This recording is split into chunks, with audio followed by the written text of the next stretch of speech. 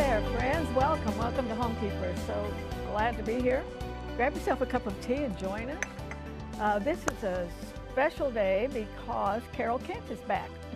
And if you're a regular viewer, you know that Carol joins us once a month.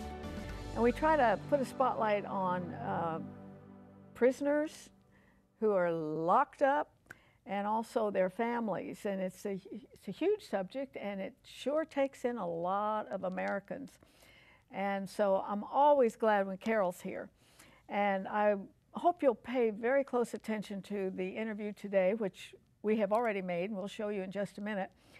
But as we explore this subject more and more, you can see how it just rips lives apart and just causes all kinds of damage and chaos to individuals and families. And so we talk today because Carol's son is in prison for life, no possibility of parole. Can you be content with that kind of a living arrangement? Can Jason be content in prison, and can Carol and her husband be content being away from him? It's a subject every Christian needs to hear, so I hope you'll listen closely.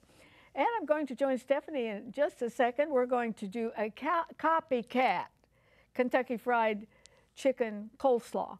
So it's one of my favorite dishes, coleslaw, and so we'll show you what this is supposed to be. I have no way of knowing if it's authentic.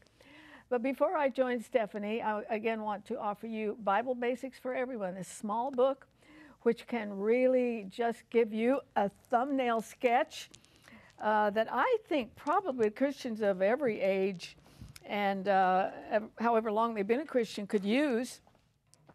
And it's yours for any gift at all.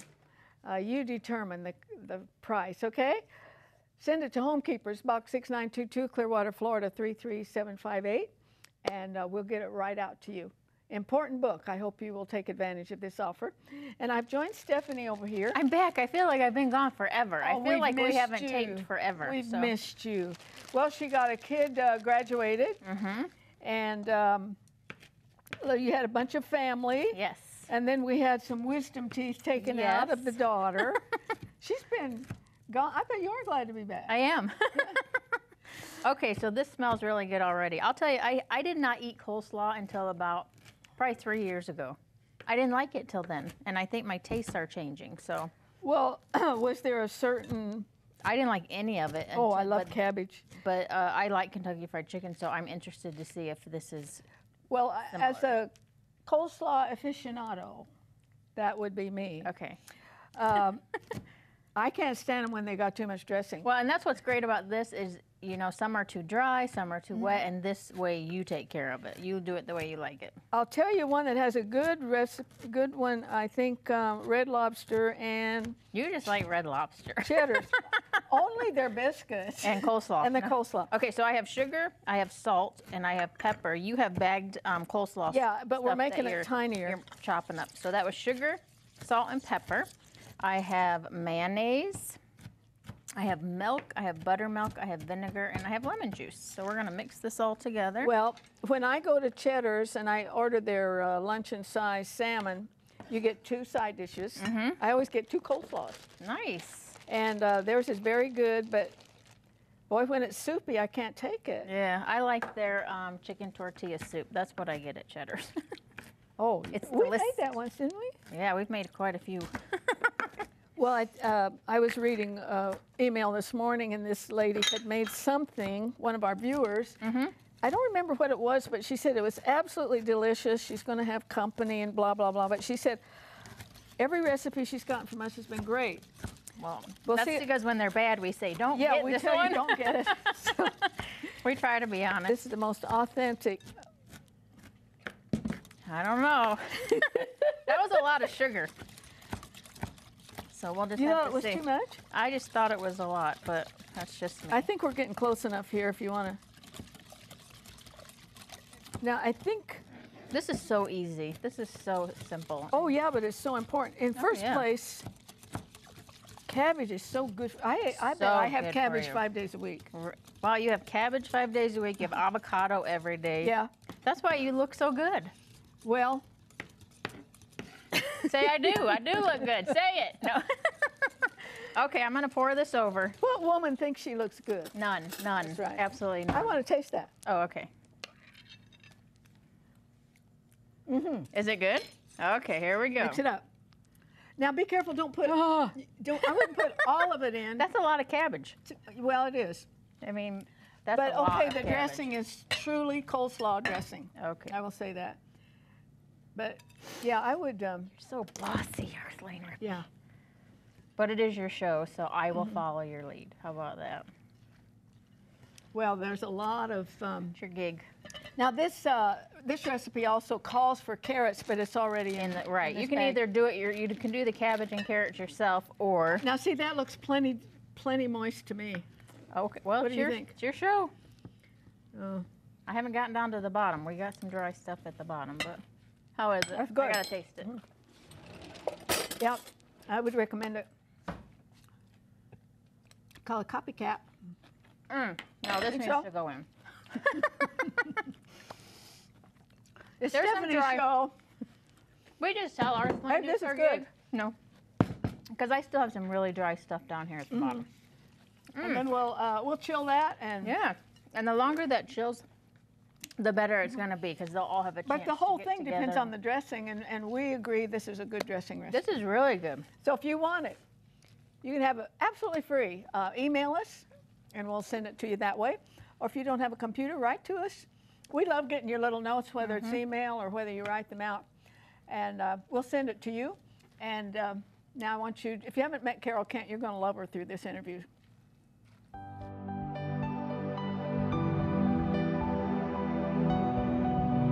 If you would like a copy of today's recipe, just write to the address on your screen, or you can email your request to arthelene@rippy.org.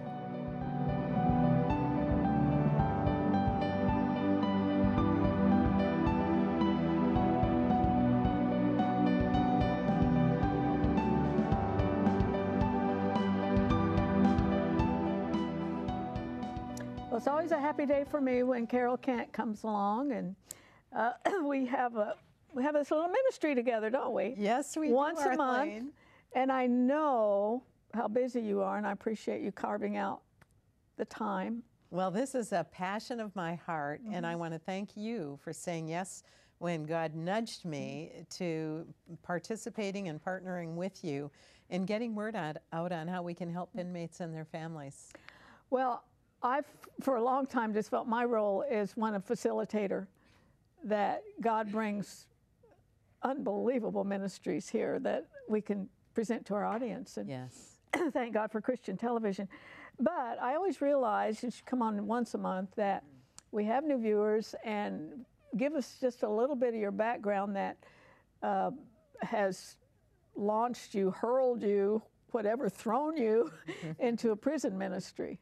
Well, I was a Christian conference and retreat speaker, as I still am, and I never dreamed that anything having to do with jails or prisons would ever be a part of what I call my own personal ministry, even though I had compassion for those who did.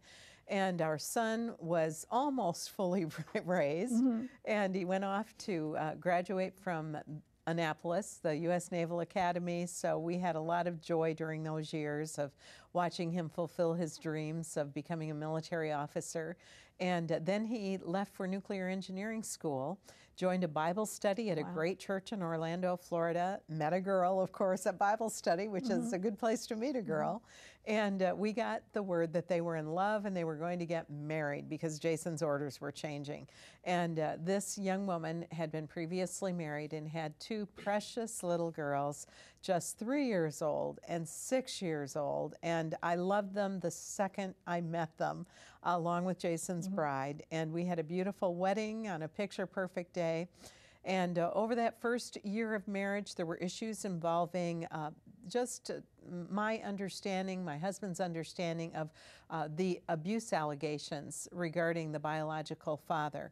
And we were very concerned, but as Jason called home, in retrospect, he was unraveling mentally and emotionally and obsessed with his fears that his girls were going to be harmed. And then after we came home from a ministry weekend in St. Louis, Missouri, we were sound asleep when our phone rang. And I'll never forget looking up at my husband and seeing him pull that phone away from his ear.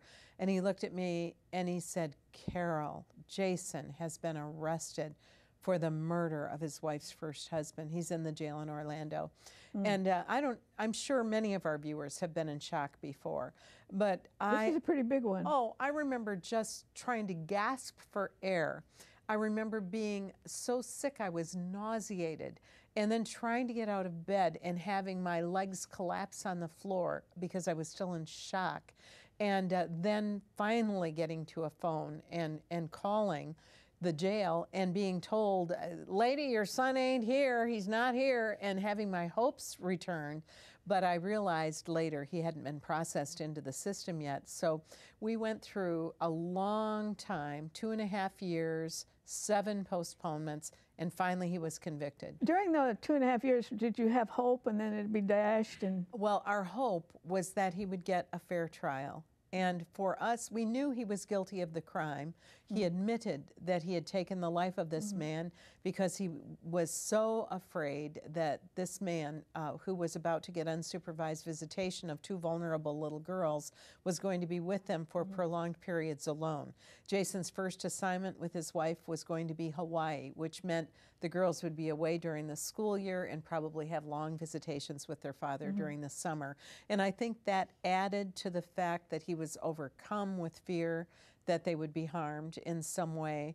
And he said, I just couldn't imagine having my girls come to me one day and saying, Daddy, why didn't you protect me? He said that thought would haunt me. And his wife said to me one day that she found Jason curled up in the middle of the bed, pounding the mattress, saying, I don't know how to protect the girls. So even hearing those things later made me realize that something was brewing. And of course, we know the ultimate thing that was brewing is that the enemy was placing in Jason's heart that he was the only person who could protect them. They could do. And he would be quick to tell you today he was so wrong. Now, how many years ago? It was, since his arrest, it's been 15.5 years. Oh, my. So a long time. Yes, indeed. And Carol and I just came from the dressing room, but I mentioned to her in there that if it wasn't for Jesus in this, you'd probably be drinking somewhere. I mean, you have to medicate the pain. You know, I faced other issues, and drink wasn't one of them, although it certainly can be for many people. But I was starting to feel like my heart was turning over in my chest.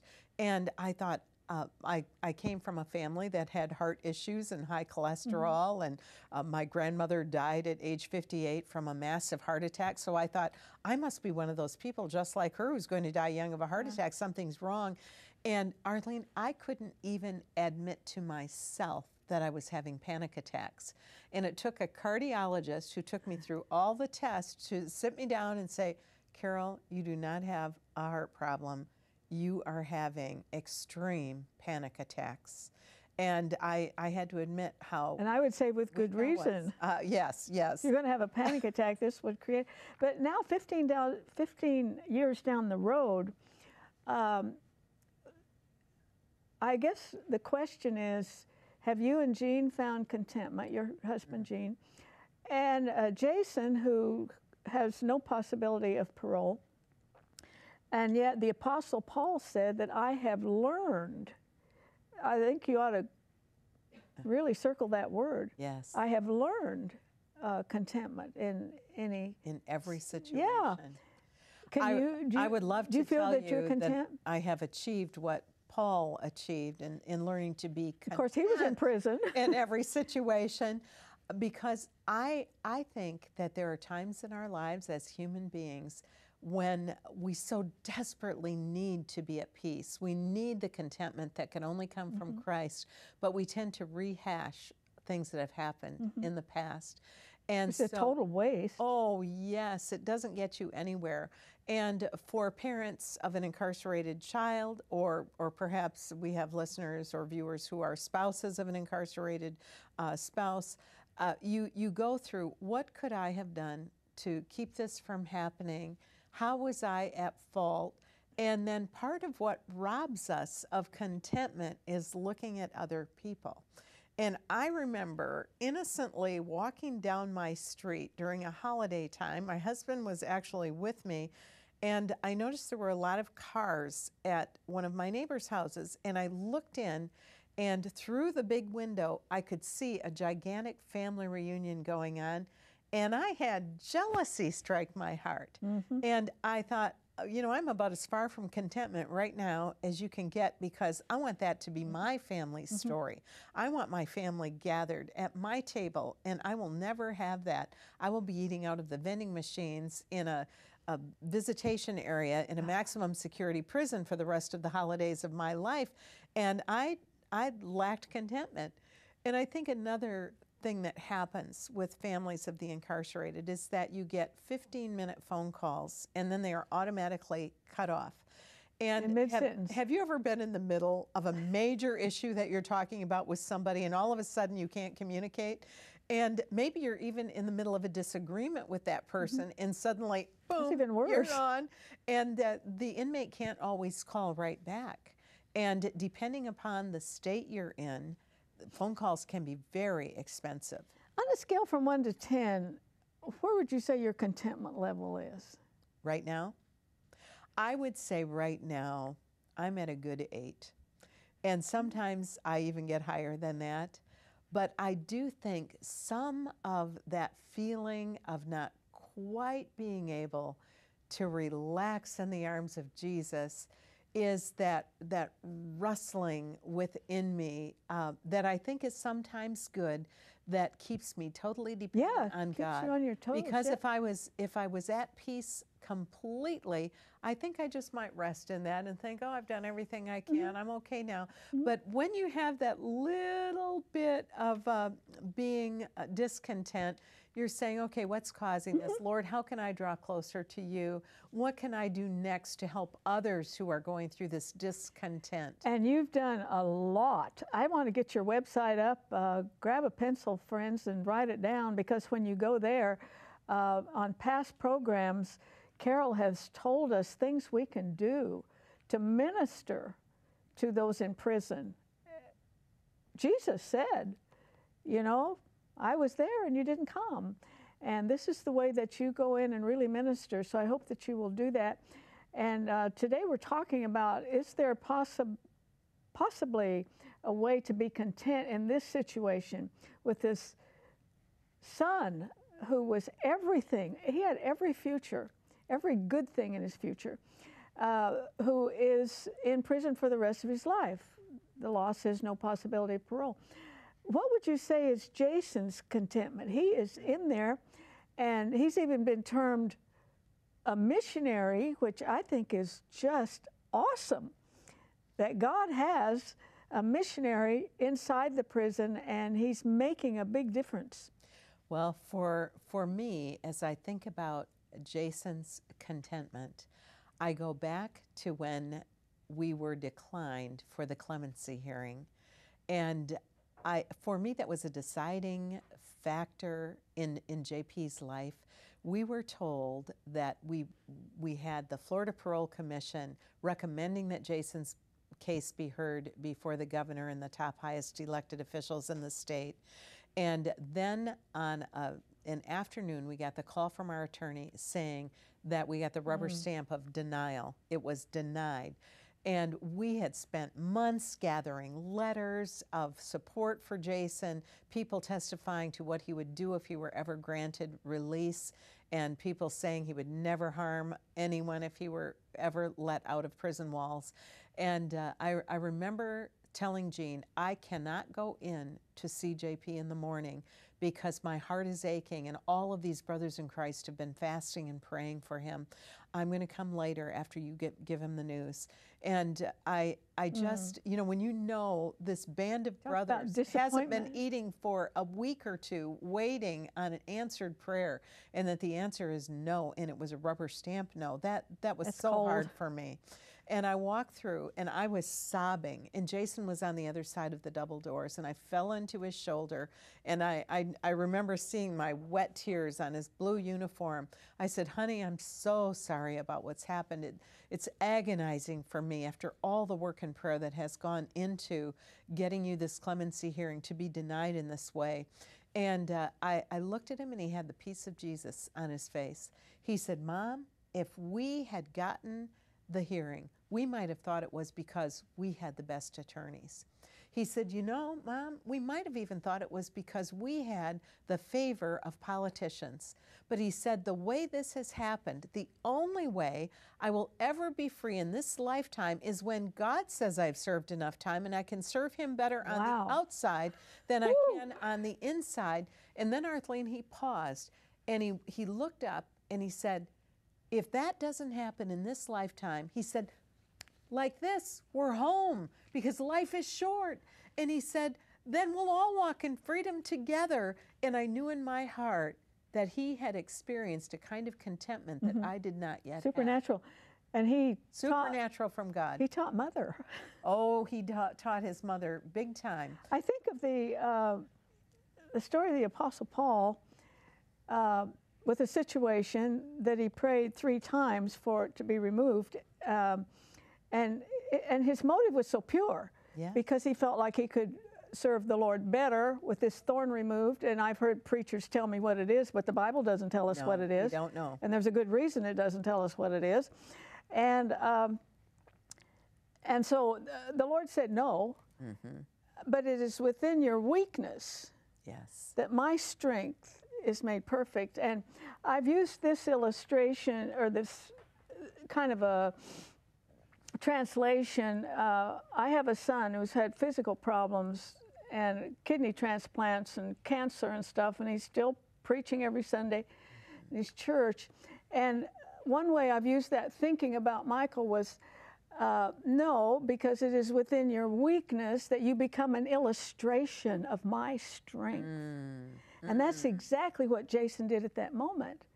He became that illustration because how many times? He prayed more than 3 times, and I know his mother did. Oh, yes, for sure. And God has it all in control, every bit of it. Well, I remember years ago speaking at a retreat where Jill Briscoe was on the platform, and the thing she said that will never leave me is this: hang your weakness on my strength. And that has come to me again and again, and I've watched Jason do that in very tangible ways. And one of the things that has happened as I know Jason has come to a place of finding contentment is that he has become content with very little. All of his possessions are in one tiny lockbox. And he said, Mom, it's very freeing to not have a lot of stuff. And I know life is so encumbered when we keep collecting and collecting and collecting. You get freed up in your heart, in your mind, in your spirit if you have less stuff, earthly possessions. And so he said that has brought contentment to me. And then I've watched him use the skills that God gave him: leadership, teaching, coaching, physical endurance. He's quite an athlete. And I've watched him organize a marathon on the compound, and they've now had 2 marathons on the compound. Can you imagine running in a little circle for 26 miles? That is with no variety. It's not very big. And that's a great accomplishment, 26 miles. And then our organization Speak Up for Hope has been able to get Gatorade in for the runners so they can keep their electrolytes going. But I've watched him say, Mom and Dad, you have a nonprofit organization that can benefit some of the programs we're doing. And he just had me come in to speak at the graduation of one of their programs where they get certificates for good behavior and for taking parenting classes. And at the last minute he said, Mom, one of our speakers couldn't show up. Do you think you could put together a talk on relationships? I said, sure, son. And we have actually even found joy in the journey. And in that setting, we were able to meet some of the men who he ministers to who never get visits. And it's amazing. We are out of time. Boy, time goes so fast with you. But she'll be back next month. I just am so thankful, though, how God's taken this tragedy and turned it into a true ministry that's changing hearts and lives. In fact, I got a note or something that one mother had sent in that she wanted her son in Jason's cell block. So thank God for what he's doing. As sad as it is, he's absolutely right. This isn't home. No. This isn't home at all. We are, I'm going to be right back, so you stay there. I have a couple things to say before I have to say goodbye. And Carol will be back next month, so you can look forward to that.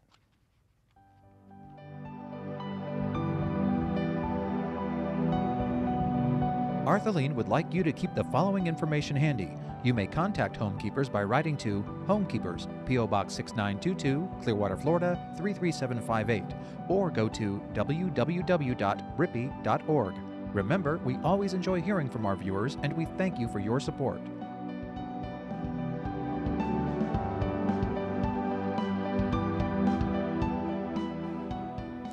Oh, I hope you paid attention to what Carol had to say, and I'm so thankful that the Lord has allowed us to have her on this program once a month.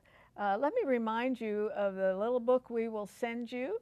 It's called Bible Basics, and I think it's for the new believer, but I also think it's for that mature Christian just to go over things again. There might be areas of theology and areas of the scripture that maybe you've forgotten somewhere along the way. Be a great refresher course. Now, it's Bible Basics for Everyone by Terry Glaspie, and you can have it for a gift of any amount, so you decide. I think this is something that would really bless your life, and that you could have around maybe for your kids to look at, and it's something very, very worthwhile.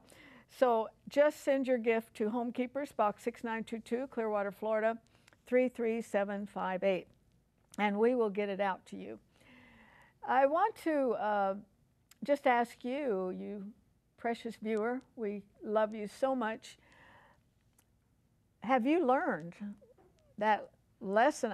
Paul, the apostle, said, I've learned that in every situation, to find that contentment.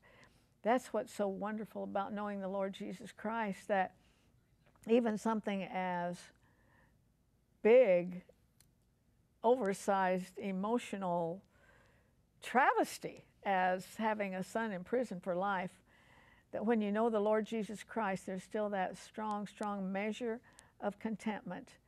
And people try that through drugs and alcohol and all kinds of things. You can find it in Jesus Christ, friends, for sure. We're out of time. Join me next time. Please remember, there's no higher calling than that of a homekeeper. God bless you.